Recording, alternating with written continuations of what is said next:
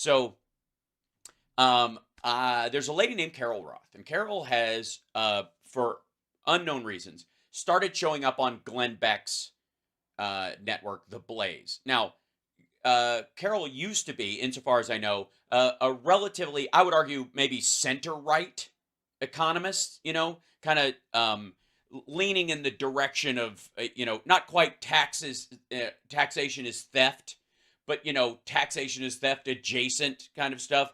Like, kind of like if you, I wouldn't call her an Ayn Rand type stalwart or anything like that. If you took Atlas Shrugged and made tea out of it, that was the closest you would get. Just kind of the general osmosis of it soaking in hot water. And we had a couple back and forths. I've never meant to be rude to her directly in any exchange, but I do have issues with some of the stuff that she says. And increasingly, as she started showing up on Glenn Beck's show, I was genuinely surprised. If you guys recall, the first time we did a video about Carol, and by the way, this is what she looks like for those of you who don't remember. This is Carol. And Carol has a book that she wrote. She sent me a copy of it, and I disagree with the premise. And if I really thought it was worth it, I'd do a full breakdown, but it just ain't. And but I'm not here to yuck anybody's yum. It's her opinion. It's her economic theory, and she should swing for the fences.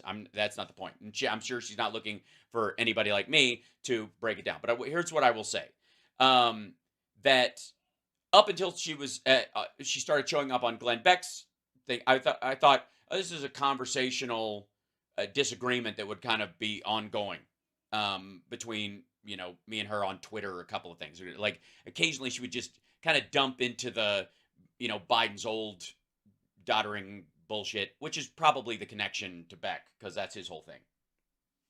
So anyway, she was on she's done a few clips. We've only covered her, I think, twice on Glenn's show, because quite frankly, it's fairly dry stuff. I wouldn't call her an extremist, but our most recent thumbnail about her recent visit to Glenn's show apparently set her off, and I'll let her explain it, because she did a response. This is so. Hal Sparks, who I've had a cordial relationship with over the years, which is true, attacked me and Glenn Beck for clicks. Now, I did not attack her or Glenn Beck, period. I mocked them incessantly. Attacking isn't the game. Also, for clicks, really? Really? Really? Really? You think people are like, you think there are fans of Glenn Beck's that are so rabid they'll watch my shit because he's in it? Or you think even the run-of-the-mill, like, Democrat-leaning crowd is like, ooh, go get Glenn Beck? I only cover him because he seems to seed some of the dumber ideas into the conversation, or acts as this kind of like weird moronic speed bump as an idea goes from the butt knuckle of the internet and the kind of BitChute bullshitters to Fox News. Like, on its way, you'll get a better unfiltered look at the dumbassery of it when it goes through Glenn Beck's network and the Blaze. You will before it gets to Fox and they try to tap dance around it, right? And normally I'd handle things privately, which is where, but since he made it public, first of all, I made it public.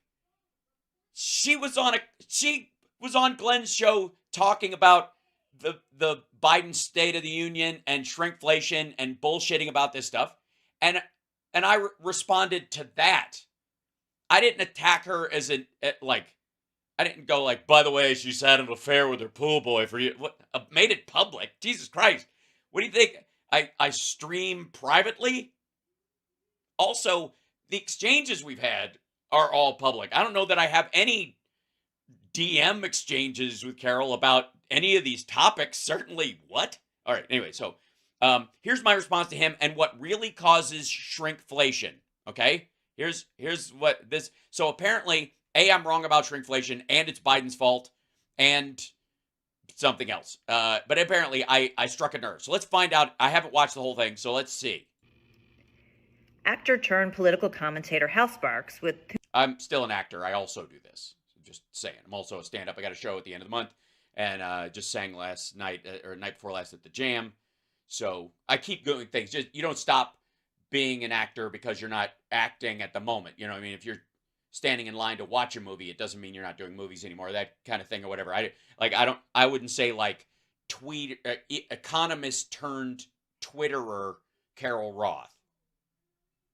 But there we go. Whom I've been friendly with over the years, It's true. decided to disparage me. Oh, by the way, it was the thumbnail that set her off. Not necessarily the comments within. Along with my friend Glenn Beck.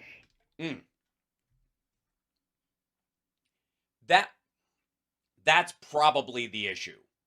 Because while she and I have been friendly, we are not friends. But she is certainly making the case that she is friends with Glenn Beck. And therein, folks, lies the problem.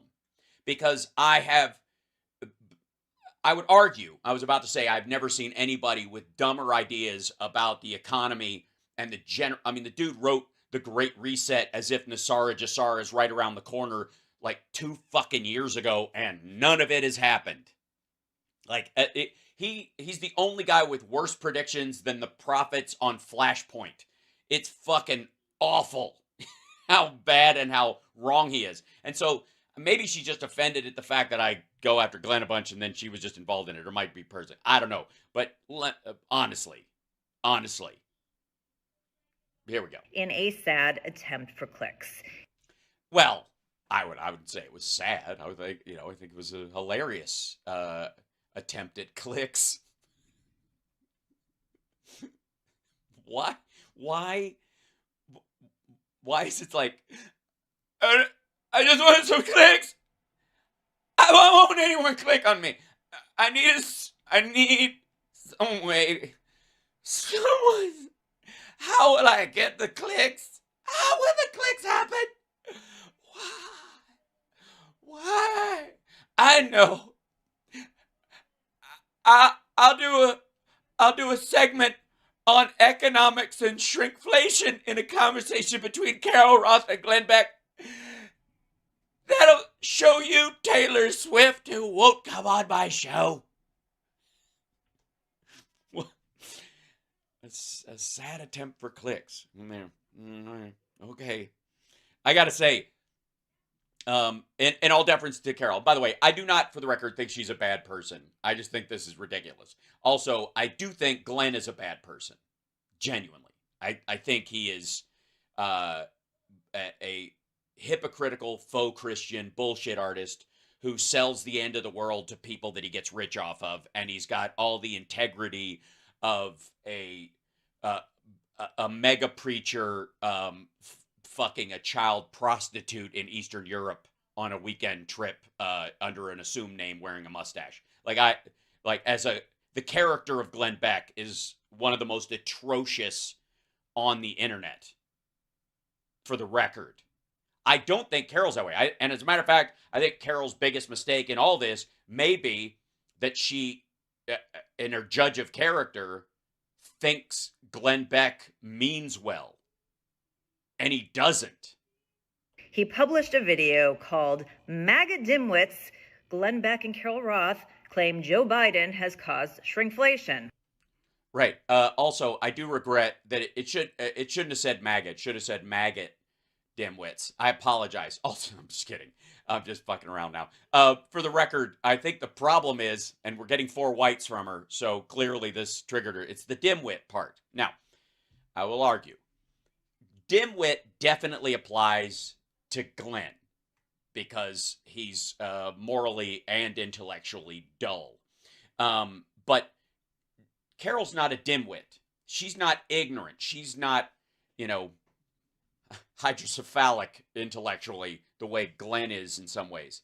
She's being stupid, respectfully, by being on Glenn's show and participating in his shit. Yeah, the full whites is when you can see like the entire eye. Anybody who's interrogating a murderer or a con artist will tell you that you've nailed them when you see 4 whites. Just saying. All right, first, everyone who knows me knows that there's nothing particularly MAGA-ish about me. In fact, I've never even voted for Trump and have been pretty clear about my independence. Yeah, that's right. The numbing independence of always managing to side with him. I hate to speak for Glenn, but I don't think he's what? ever claimed to be MAGA either.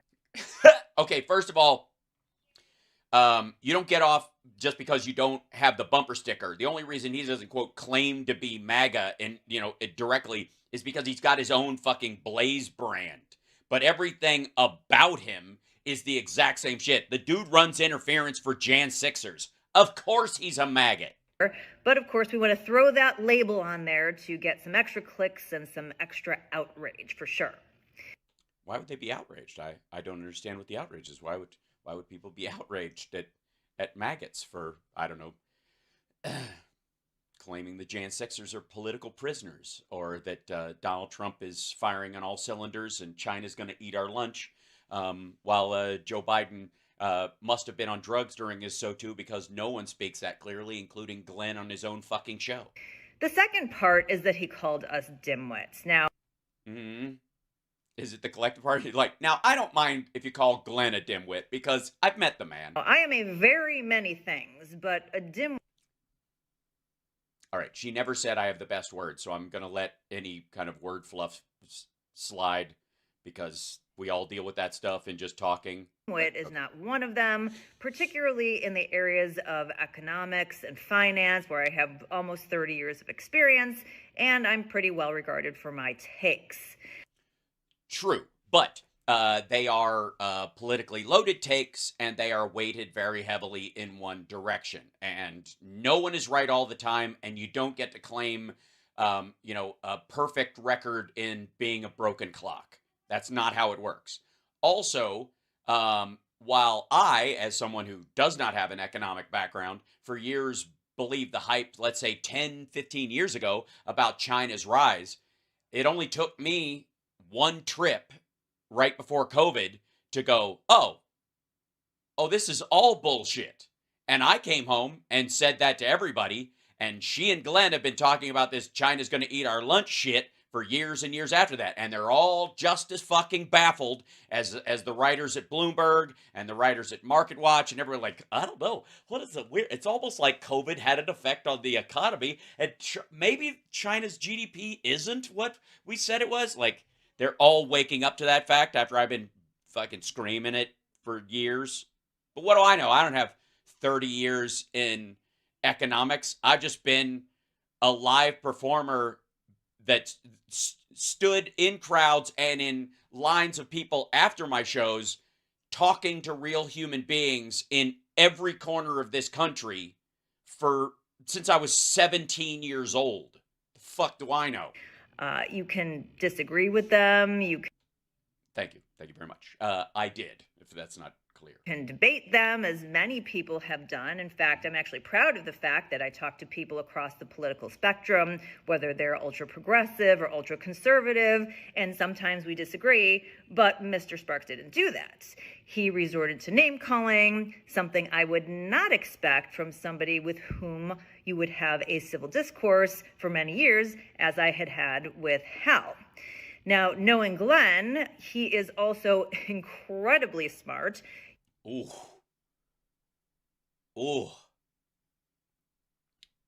Carol, dear, I will defer to, because my disagreements with Carol are not about sort of the material, intellectual aspects of what she's arguing.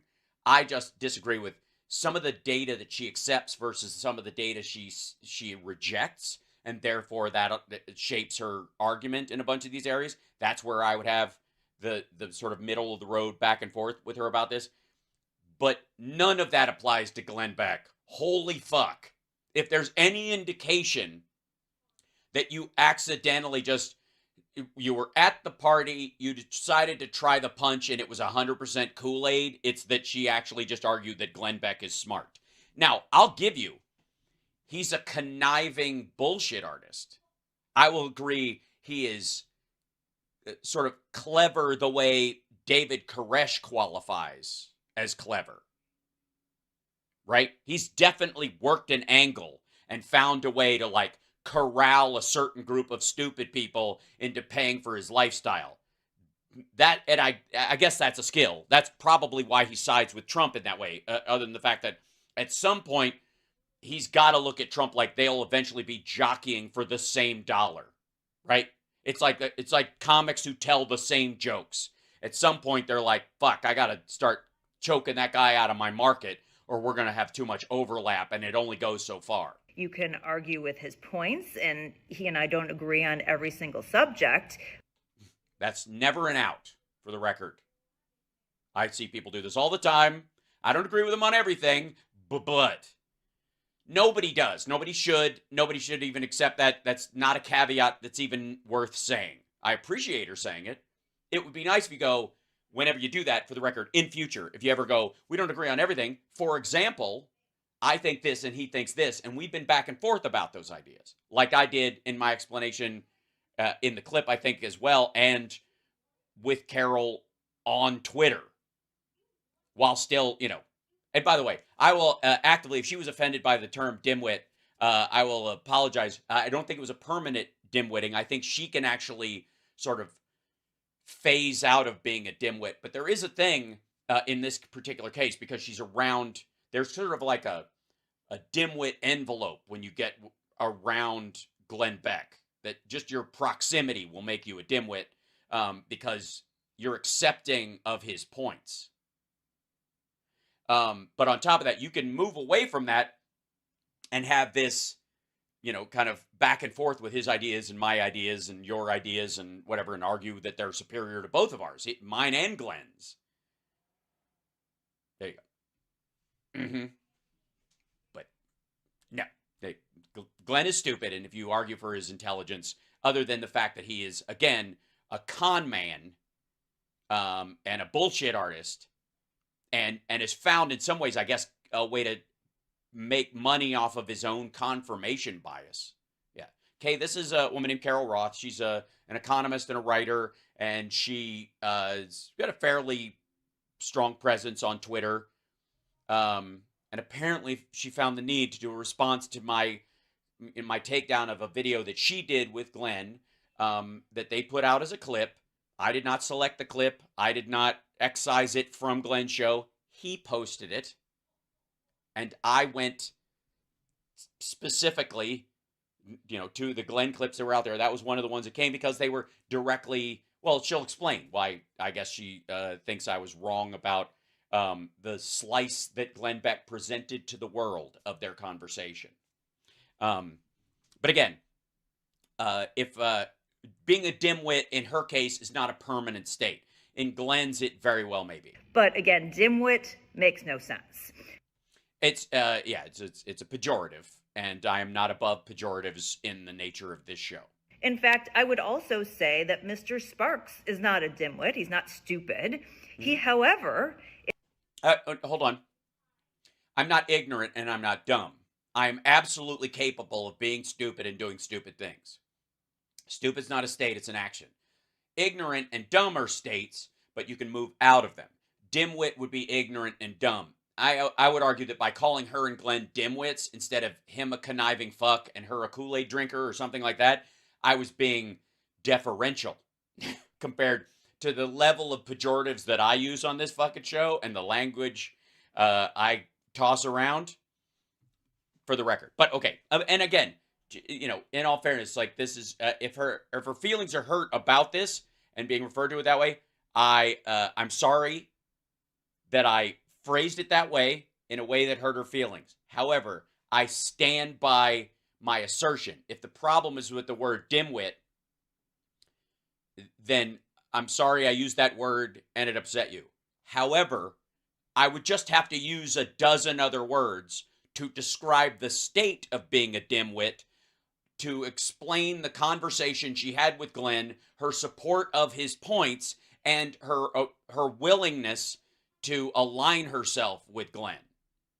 That, to me, is dim-witted. Yes? Is acting as a bad friend / acquaintance, and frankly, is kind of a twat for this move. Oh. Well, first of all, twat is a compliment. I happen to think very highly of vaginas, and beyond the "you are what you eat" jokes that immediately come to mind, I twat. All right, sure. That I gotta say, congrats to Carol for reviving that word in common parlance, and just all right. I did not expect I did not expect right out of the gate. I did not, because I was expecting at some point as our numbers continue to grow. By the way, like, subscribe, give a thumbs up, support the show. Patreon.com/HalSparks/Venmo. Do your thing. That I would eventually get people responding to my responses or responding to my videos, and that I hope more of that happens. We're all keeping our fingers crossed, because it's one of the best ways that you can grow on these ridiculous platforms is for people to throw some hate your way. But I am shocked that I got twat right out of the gate. That's very seriously. I get, I would have expected twat to be like a couple of miles down the road at least. Ease into it. Even colloquially refer to me as a P word or something, just not actually saying it, but yeah, okay. Which is obviously trying to trade off of Glenn's huge platform. Okay. First of all, if Glenn's platform was smaller than mine, I would be accused of punching down. Secondly, the primary reason I go after someone like Glenn is because his platform is a disservice to the American public, largely because of the size of it. A size that I would argue is not earned, but is artificially pumped up by bots, bought views, and backing from right-wing groups and investors that started that shit up so that they, like Bain Capital, could put their thumb on the scale of right-wing talk. What am I supposed to do? Only go after people who have 70,000 subscribers or less? The fact is, if Glenn wasn't so blatantly, overtly stupid, and I would argue with great regularity, vile towards my fellow Americans, I wouldn't be interested. There are dozens of other fuckers that I don't cover that have much bigger platforms that I'm sure if I went after them, I could probably get a bunch of auto clicks. Glenn is not one of those fucking people.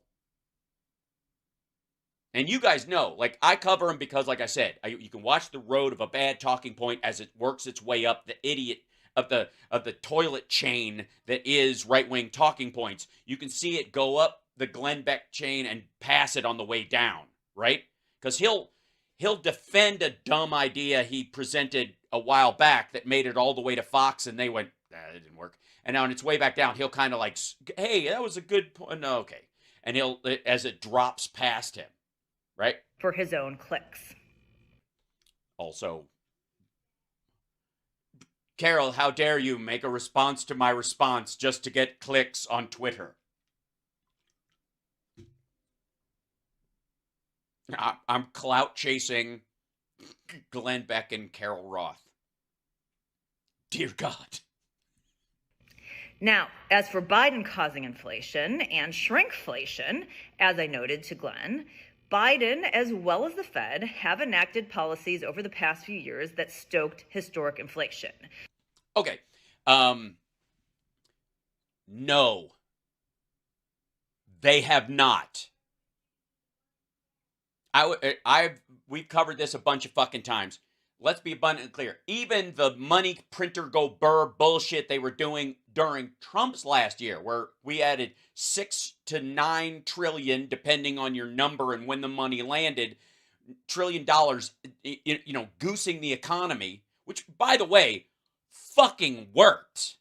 Like, there's a reason why we actually have a functioning economy and we're not having the kind of inflation the rest of the world's having is because of that direct stimulus. Secondly, let's be abundantly clear. COVID itself knocked somewhere between 20 and $26 trillion out of the U.S. economy, both short and long term. And you do not plug a $24 trillion hole with $9 trillion. It'll never fucking work. Also, if we had too much money in circulation, the dollar would not be worth $1.05. Stop it. The reason things cost more is because they're harder to get. It's a supply and demand issue. Because of supply chains, the inability to get certain resources that are used to make products, fucking eggs that were not caused. The price of eggs didn't go up because there was too much money in fucking circulation. By any measure. The price of eggs went up because we had avian flu wipe out hundreds of thousands of chickens, and then they killed a couple million more to make sure it wouldn't spread, and then it took months to grow the new chicks into full-size egg-laying hens, and during that time, there were fewer eggs available than people wanted, and restaurants would be willing to pay a lot more before groceries were, and that's why the cost went up. That's a supply and demand issue. It had nothing to do with how much fucking money is in circulation. At all. Even rent, which would arguably be the one thing that you could trigger by having too much money in circulation where people could just drive up the cost of rent and get away with it because there's more money floating out there. So you could just kick on another 10% on rent because you could just argue, hey, if somebody else has got more money in their pocket, they're willing to spend it on this piece of property. Even that isn't what's causing the rent rise. Half of it is people bought a bunch of homes and moved out of the city, and all this commercial real estate, is dwindling because people are moving to they moved up in the house that they had, and they needed a better place to live and more room and all that stuff because they're basically running their business out of their house, and there weren't enough single family homes. Everybody who was in an apartment left the city, bought those up, and there aren't enough of them left for those folks, and there aren't enough jobs in the city that need to be nearby that are giving like a value add to being 2 bus stops away from your fucking office and living in an apartment there to keep your life in kind of a small zone the way city dwellers used to. It's not necessary. And those folks, it was a flood towards sort of the gentrification of old suburbs and all this stuff, and a lot of that growth, but there's not enough. It's a supply and demand issue. This included Biden's direct stimulus after the COVID mandate recovery that many of us warned would predictably stoke this inflation. And it didn't. Which it did. No, it did not. And we've seen the recent CPI numbers. We're still dealing with elevated inflation. No. We're dealing with the average American is willing to pay for stuff to get the stuff that they need, but making that stuff and delivering that stuff, because the PPI was up as well, the producer price index, where they're actually having to get the materials to do this stuff. Now, commodities are going to take a giant shit over the next year or so, and fuck with prices all over the place. Some stuff will be driven up because they're just not going to be. The shipping is going to close down, the supply chains are going to shorten, and that process of shortening the supply chain is an expensive one. Shutting down this factory, moving it over here, opening it up, getting it rolling is a multi-year process. And so during that time, you're going to see elevated prices. Once it stops happening, you're going to have a slight increase in the price. You're going to see, you're going to see a slight increase in the price because of what I have referred to on the show as an anti-slavery tax. A lot of what we're paying for in terms of goods in the United States is an anti-slavery tax, as it becomes more crucial that we buy things or get things from countries that don't use the, what's colloquially referred to as forced labor, which is just a shitty, drippy, lame, derivative, low-end, apologetic way of saying slaves. That's going to cost us more. You want a living wage for employees? That's going to cause the price of an item to go up. That's not monetary inflation. And this is the difference. So far, she has not referred to, inflation as monetary inflation or supply-driven inflation or any of that stuff. And even eggs, the price goes up and then it comes back down. Yeah. Now, Trump's not blameless either. He set some of this in motion. Some, literally the majority of the money, literally the majority of the stimulus that was directly put in. Like, remember that video of Trump going, I only asked for, whatever, this many, like 9 billion or whatever, and they sent me more, I'll sign it. But Biden did come in and make inflation exponentially worse. No, he didn't. Now, shrinkflation. What exponent would that be? Because even going from 7% to 9% isn't exponential. And secondly, you know what happened when Biden came in that was different from when Trump went out? The fucking country jump-started again. The entire economy, everybody started going back to work and back to school and back outside and driving places, and drove the price of fuel up because people were using it again. The inflation was people running to the front of the pile. I want some of that's on the pile because it's there. Like, Jesus Christ. As I mentioned to Glenn, is a downstream effect of inflation. When inflation takes hold due to bad monetary policy, and as in the case that we've been dealing with, bad fiscal policy. No. The amount of debt we're taking on doesn't cause inflation, because we didn't have inflation as we doubled our national debt our fucking national debt has been in line with or slightly above our GDP since 2000, for fuck's sake. And as it goes up, so has our GDP. It was like 10 trillion to 10 trillion in 2000-ish, and it's just tracked right along in a parallel. And the only jack up that actually happened was during COVID, but you could argue the GDP dropped as we threw money in. So the debt increased because there was a divergence. Those lines weren't floating parallel, like somebody buying a slightly bigger house. Yes, your mortgage is bigger, but then so are your earnings. And that has moved in relative parallel for a long time. And while it's gone, oh my God, our national debt's $33 trillion. And our economy has become 26 trillion. That's the point. It goes in parallel. The only reason it went up to that 36 was because of fucking Donald Trump. Not just, by the way, his direct stimulus. His unpaid for tax cut was primarily the thing that added to the debt. Corporations first try to raise prices to keep pace. But at some point, keep pace. Okay. No, it was harder to get things. And it's going to stay harder to get things. It's going to be more expensive to produce an iPhone if you're not using Uyghurs like slaves to put the fucking thing together. Even if you move it to Vietnam or Mexico, you are going to have to hire people and pay them something that, at least even in their country, is a reasonable price for the labor you're getting from them. In China, you can jump past that. Here's the reality. We didn't have, first of all technology is deflationary. Period. You get more for the same price, or the price itself goes down over time. If they stagnate at the quality, the price, if it goes down because the production goes up. If the quality goes up, the price stays basically the same because it's a fucking price point. And as we look at, the increased automation, I'll show you guys on tomorrow's morning show. There's a company, I believe they're in Illinois, but their entire mandate is to automate American manufacturing so that you don't replace workers, but you can 5x what they can do.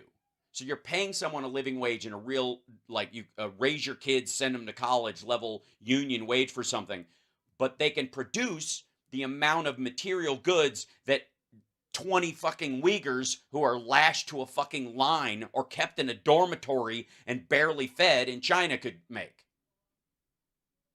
Which is good.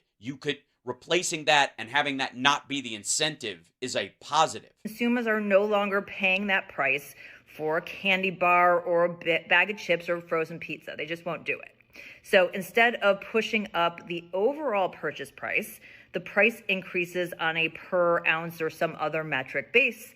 So they can keep that headline price in place, which means you receive less product for your dollar. Now, why would that be? Now, some of the times it'll be the idea is that it's gouging or that they're manipulating the market. And this is her argument, that Biden put too much money in the fucking system, and the cereal companies and the chip companies and Snickers and M&M Mars, they want to get more of your money. But if they make the candy bar bigger to try and impress you and or raise the price, you won't buy it, right? That's what she's saying. And that is true. So but the reason is that it will cost them more to produce that as well. They can't attract more money because the goods that are required to make that product have gone up as well. So the shrinkflation is partly corporate greed, partly them trying to get some of the money that's out there or that they believe is out there, or raising the money, like going past the standard 2% inflationary difference to the 3 to 5 or 9, which is temporary and has been temporary. During that time, what they're doing is peanuts are going to cost us this more. Palm oil is going to get more expensive. Our just-in-time manufacturing on a food stuff is a huge product, of like the shrinking supply chains, and the cutoff of certain supply chains is changing the cost of what it costs to make a Snickers. And so to maintain your profitability on it, you're going to make it a little bit smaller. That's the other theory. One is that you're taking money from the consumer just because you can, and the other is that you want to make more money off of it, so you shrink it a little bit, you provide them with less, and therefore you're saving a little bit. You're shaving a little off the amount of the product, but the people are paying the exact same dollar point. This is, by the way, one of the reasons why, even though there was always a difference between Canadian dollars and the U.S. dollars, if there's a $20 pair of jeans in the United States and you buy the same line of jeans in Canada, it's still $20. It was still it's still $20, even though the Canadian dollars were worth less. In some cases, during a period of time, like almost 50% less than US dollars. So technically you're paying 10 US for those jeans over the border in Canada, but the price point is 20 because there's a psychological connection to $20 seems reasonable in the North American mindset. And so, yes, you can set this price, but the reason, by the way, is, I know everybody jumped on this like gouging and corporate greed thing, and there's absolutely a slice of that, but a big portion of it also is, where the fuck are the peanuts coming from? Where the fuck is the chocolate coming from? Where the fuck is all this stuff, if you're going to put it together and sell this thing so that you have some left over to fucking feed yourself. Because here's the thing, and I want to say this respectfully to our dear friends who are yelling corporate greed and all that, the corporate collusion and stuff. That does not explain not only not all of it, but not even the majority of it. And the example I would give you is if you had if your hand, it used the same amount of calories to stick your fork in some food, bring it to your mouth, chew it, and swallow it, that the food gave you. Let's say it took 50 calories of energy to move your food to your mouth, chew it, and swallow it, right? And the bite of food only gave you that, you would zero out your health. You'd be at a stasis, and eventually you would break down, right? You wouldn't be able to heal wounds. You wouldn't be able to grow, certainly. You certainly wouldn't be able to, grow new hair or, replace skin cells, any of that kind of shit. If you were 1-to-1, everything is a profit matrix. Everything you do is an amount of, effort versus payoff. Does that make sense, at least, chat room? Hold on, real quick. Does that make sense to you guys? That everything you do has a profit mechanic to it. Because if it was 1-to-1, you die. Now, we have an issue, you could argue, in the United States and in some Western countries of gluttony, wherein people consume far more calories than is required to get it on the fork, in their mouth, and down their gullet, to the point where it starts to do more damage than good. And that would be the profiteering analogy in this situation. That would be people just kind of gorging on this idea. And we've talked about this a bunch of times, but the big companies that do stuff like Snickers and do fucking Walmart and Target and all these, their profit margin is microscopic compared to a lot of other industries. The profit margin at Target is somewhere in the order of like 2%. So if they get hit by a 2% rise in the cost of goods overall, they can't build new stores, they can't expand those stores, they can't add more benefits or pay their employees more, they can't pay overtime, right? They can't do any of that stuff. They just got to shut it down. They just got to seal it otherwise, or they got to start firing people. And if they have a stock that pays a dividend, which means people rely on it in their retirement, if you got you have a retirement fund or your pension, if you're a union member, a lot of unions have pensions, and one of the things you live off of is the dividends from the stocks that your pension has bought into. And if they don't produce a dividend, you don't eat. So they always push to make sure that big pension funds feel like this is a stock to back. So we got to maintain that level, that profit margin, or we'll never do that. Capitalist ideas, what? Hold on. And exploiting employees at the same time. No, increasingly not. Capitalist ideas don't always benefit the people. Well, communism killed 50 million people in the last 100 years, maybe 80. Also, this isn't a capitalist idea. What I'm arguing right now is not capitalism. It's material. It is literally the exchange of effort and return in life and in everything else. Water Goddess says her capitalism is just a democratized economy. That is largely what it is. But again, you cannot until you can remove the effort from everything. Capitalism destroyed the environment. No, it did not. Capitalism created a situation where more people could survive, and over time, those people ate and shit their way into wrecking the environment by volume of humans on the planet, and that's just the reality. That's another conversation for another time. And oversimplifying it like that it doesn't solve the problem at all, anyways. This is materialism. It's not, though. I mean, do you need to eat to live? Deregulation didn't help. That I agree with. That's right.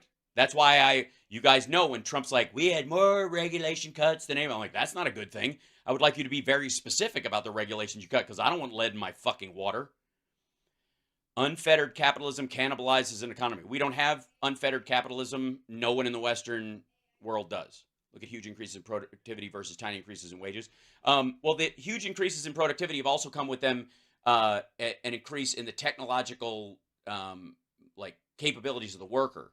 So a lot of them have had to have more expensive degrees and stuff. It's one of the reasons why now we're dealing with student debt the way we have, anyways.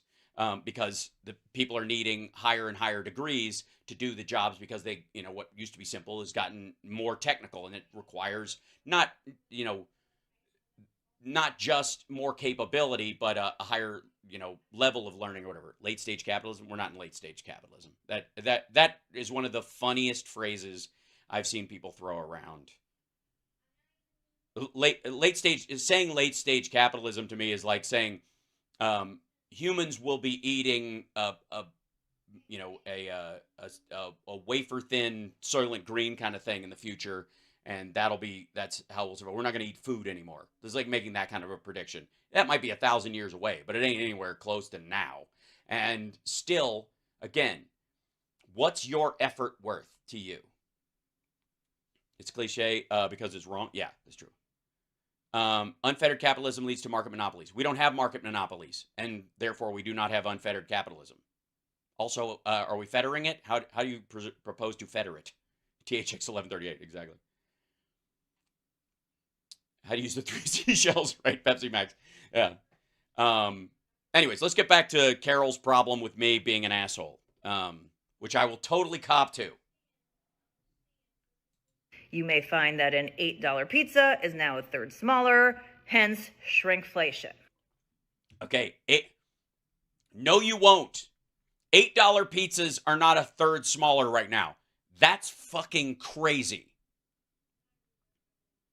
Even the chip argument, even the Snickers part, they're talking about, a 5% difference because it's over thousands of items. Pizzas are delivered hot to your fucking house. People are going to notice that your medium pizza has become a personal pizza, for fuck's sake. What? Now, in trying to blame corporations for this, Biden's talking out of both sides of his mouth. That's because there are two issues to this. There are supply issues, and there are some companies that are using this to their advantage. You might be surprised to find out that there are situations where if the door is left ajar for a good reason, there will be people who try to sneak in. He says the economy is doing better, GDP is growing. It is. Well, that would mean the corporations are growing as well. And they are. When he says that wages are increasing, that would obviously increase costs for businesses that they then pass on to consumers.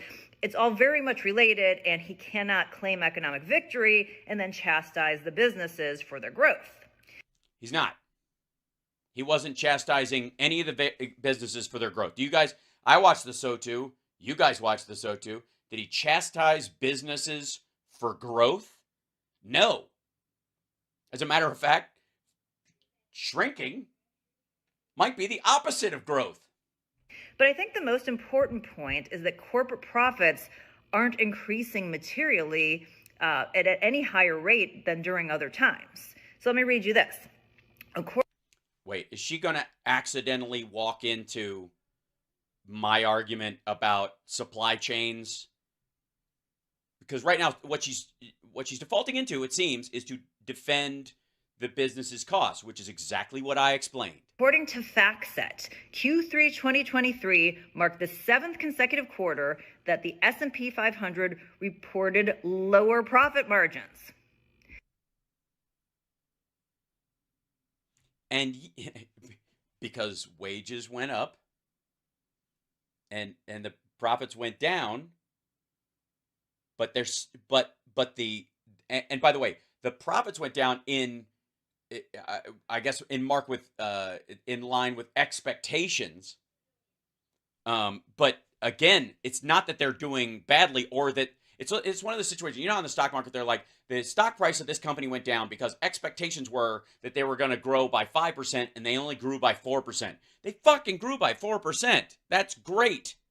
But the expectation was they'd grow by 5% and therefore they could kick off more dividends to people. And so people that only give a shit about the dividends, that's all they listen for. And the minute something doesn't promise a higher dividend, they don't give a shit about the company. They don't want it to actually become, it's not about the value that the company adds as far as its products or its worth or its cultural significance, any of that shit. They just don't like it. They should the same point in time, Y charts shows lower U.S. corporate profits after tax as a percent of GDP than when Biden took office. And Guru Focus, using Bureau of Economic Analysis data, shows a shrinking corporate profit margin during the time period that inflation was raging under Biden. Because of oil and gas going from negative $35 a barrel to almost $100 a barrel because the entire world jump-started at once. This is another situation, and I'm sorry about the freeze frame, Carol. Hold on. I'm going to do this slightly better. That's my being deferential to Carol. The entire world economy jump-starting all at the same time is why prices went up. Because oil and gas went from being negative nothing and not even being available to like everybody rushing to get it so they could ship their goods to the consumer as quickly as possible to get things going. And there was a ton of stimulus to make sure it happened. But again, making up for fucking 1 million plus dead people here, got somewhere in the order of 25 million dead in China. that used to produce goods, that used to be the shipping guy you talk to on the fucking phone, and his entire family. They're all gone now. Okay? So the idea Good. that corporations just decided to become greedy today is always a stupid talking point.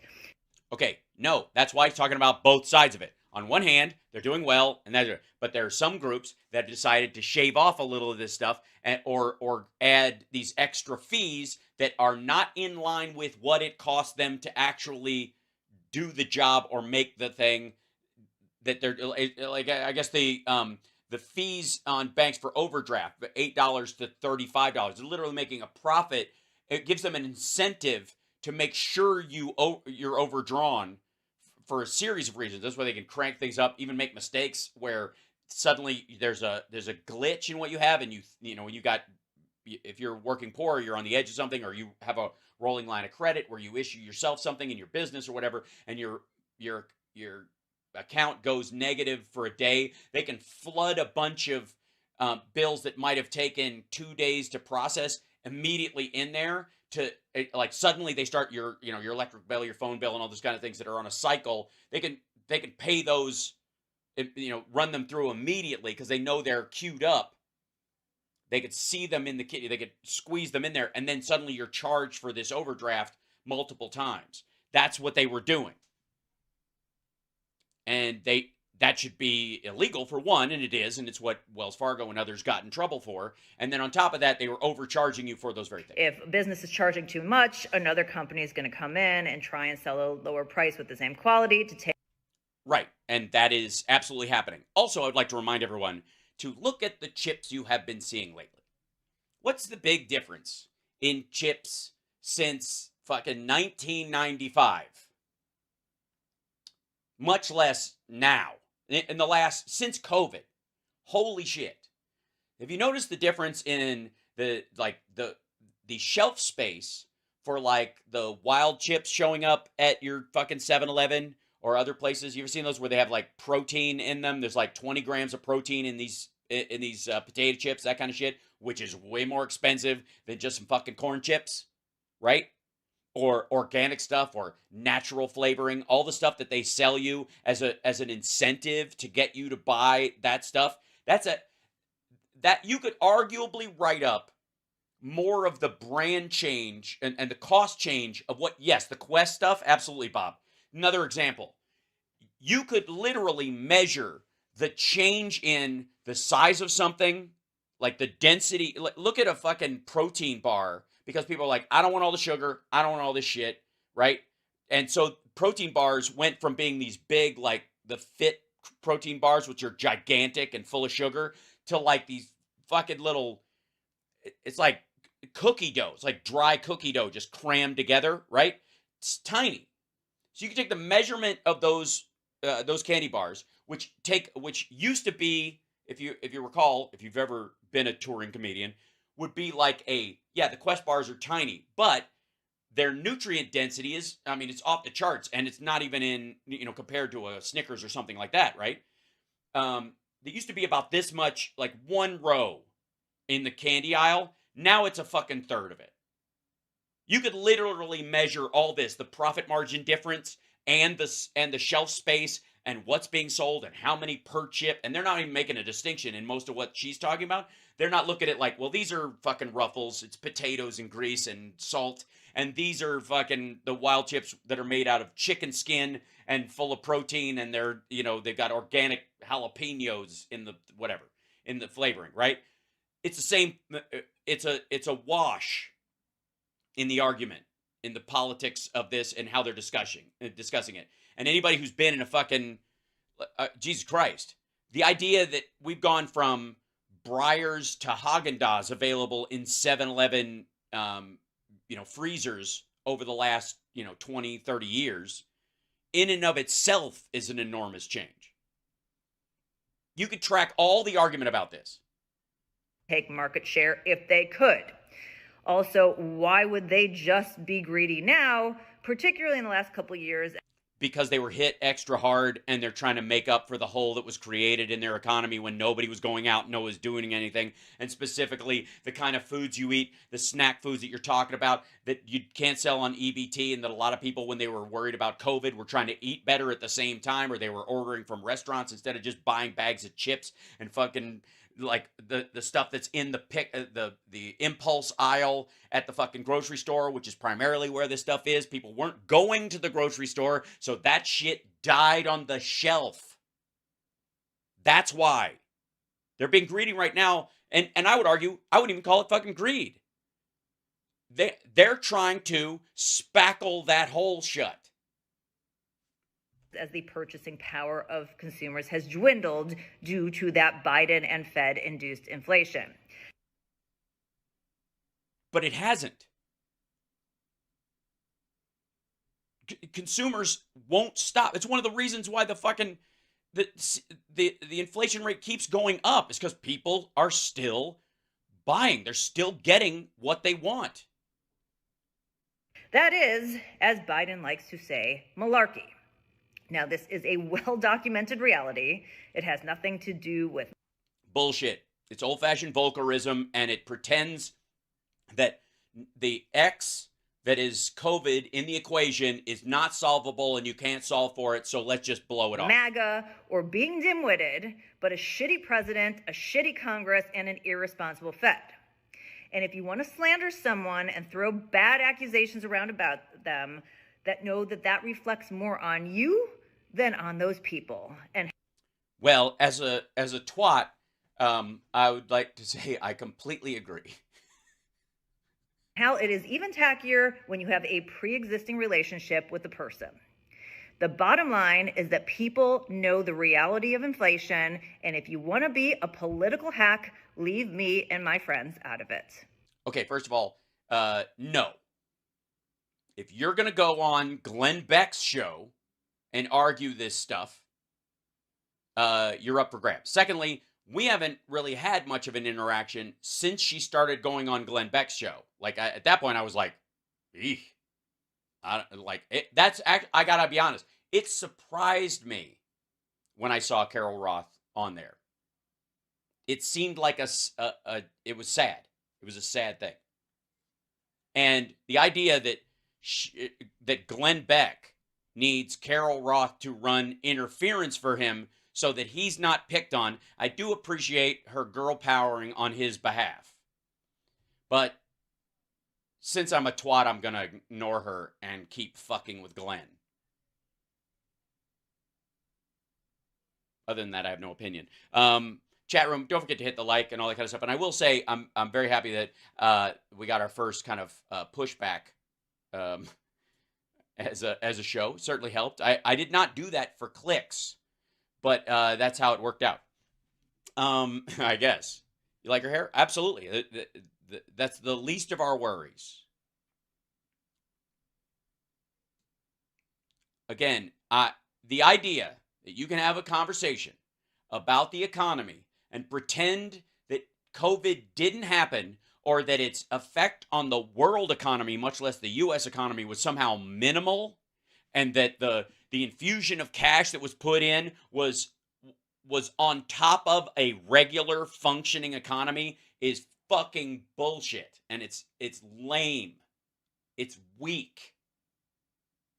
And so, yeah, I'll keep pushing back on that. And I will state right now that I will not refer to Carol as a dimwit from now on.